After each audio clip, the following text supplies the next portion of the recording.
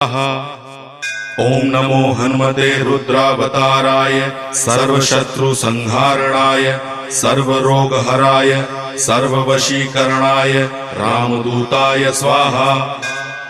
ओम नमो हनुमते रुद्रावताराय सर्वशत्रुसंहारणाय सर्वरोगहराय सर्ववशीकरणाय रामदूताय स्वाहा। ओम नमो हनुमते रुद्रावताराय सर्वशत्रुसंहारणाय सर्वरोगहराय सर्ववशीकरणाय रामदूताय स्वाहा।